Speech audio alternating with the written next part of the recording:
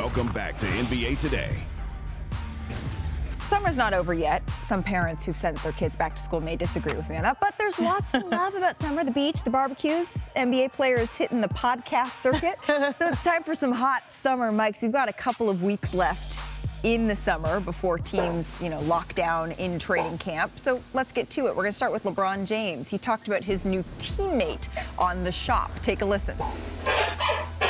You thought through, not relationship, because you always be his dad, he'll always be his son, but what's your working relationship? Is he going to call you dad at practice in the locker room? No, we already laid that. No, he can't. We already laid that down.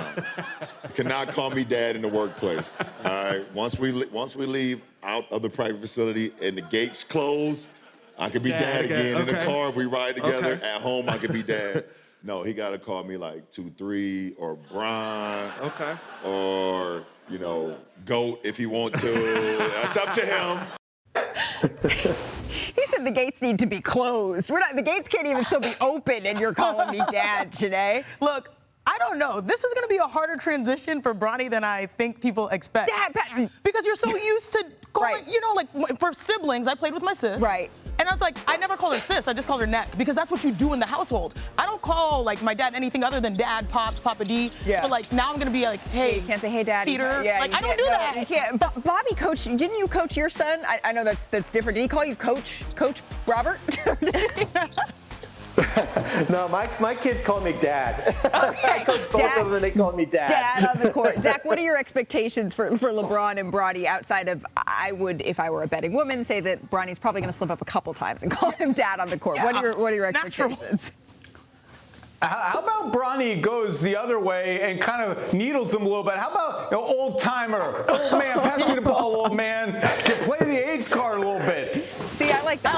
I like that. Flip it on its head. Yeah, exactly. Flip it on its head a little bit. All right. Well, speaking of some interesting chatter, check out what Mavs center Derek Lively II had to say about Rudy Gobert.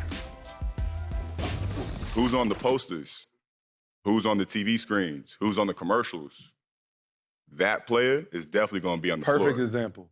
They played the Minnesota Timberwolves. There is zero reason Rudy Gobert should have been on that court. Zero. But you are paying him about $40, $50 million. You better get your out there and figure it out. And he didn't. And he didn't. He did not. By the way, that was Theo Pinson interviewing Lively. Rudy Gobert just won his 4th Defensive Player of the Year this season, but those words, they say a lot about NBA. We hear this all the time, how NBA players seem to view Gobert. Zach, is he ever going to be able to shake this perception? At this point, I think it's going to take winning a championship, because it seems to be the favorite pastime of NBA players is just making fun of Rudy Gobert constantly. He's a very good player. He's got some flaws. His lowlights tend to be of the extreme variety, like Luka making a crazy 3 in his eye and then talking a whole bunch of trash that was not very nice at all. But he's a very good player. The hate is sort of strange to me. Rudy must be used to it by now, because it seems to be pretty universal around the NBA. Yeah, to me, that was kind of out of pocket, because he was extremely valuable, especially when Cat wasn't out during the regular season. I know a lot of people judge him on what he does and maybe his liabilities in the postseason, but still he's an integral part of that squad that made it to the Western Conference Finals. To me, when I heard that exchange, I just saw, it actually, I know in a twisted, weird way, got me excited. Because we saw Derek Lively go up against Rudy Gobert. Mm-hmm. I mean, these things, it matters to them. It's not just a rivalry because we're playing. These guys are trying to emerge as the next dominant forces out the West. And so you can see, even though the series is done, it still carries over in sort of how they approach and view each other. But, are we ever going to, say, Rudy, he's one of 3 players to ever be a 4-time defensive player.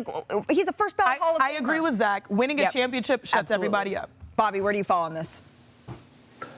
I've never seen a player so disrespected than Rudy Gobert. It feels like he has a kick me sign on his back here. Here's a player, as you just said, who's been a Defensive Player of the Year. He's going to be in the Hall of Fame.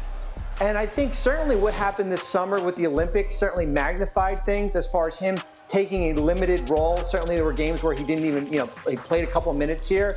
And I think he's basically a piñata for all these NBA players. And I agree with Zach. Unless he wins an NBA championship, he'll be continually ridiculed here. Well, let's go to his teammate, Anthony Edwards. We can't do this segment without him. He was asked about the 90s in the NBA. And this is what Ant told the Wall Street Journal, quote, "I didn't watch it back in the day, so I can't speak on it." But then he continues to say, they say it was tougher back then than it is now, but I don't think anybody had skill back then.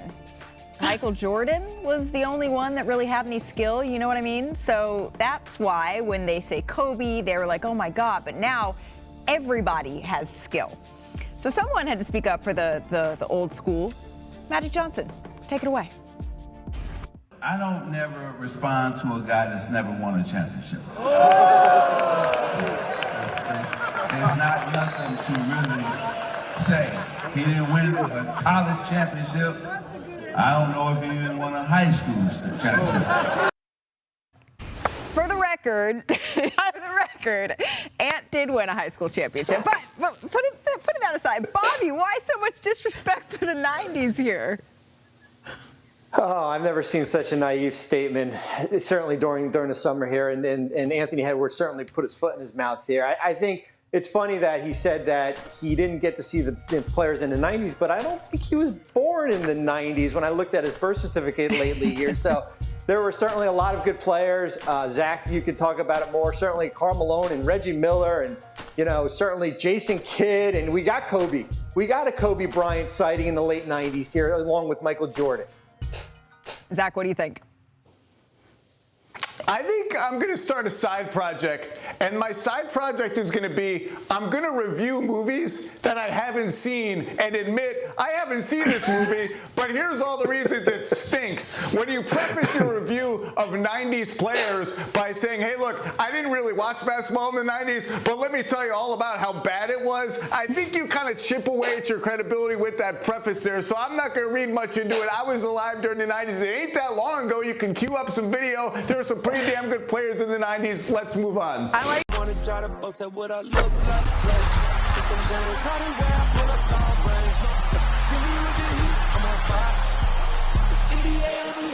fire.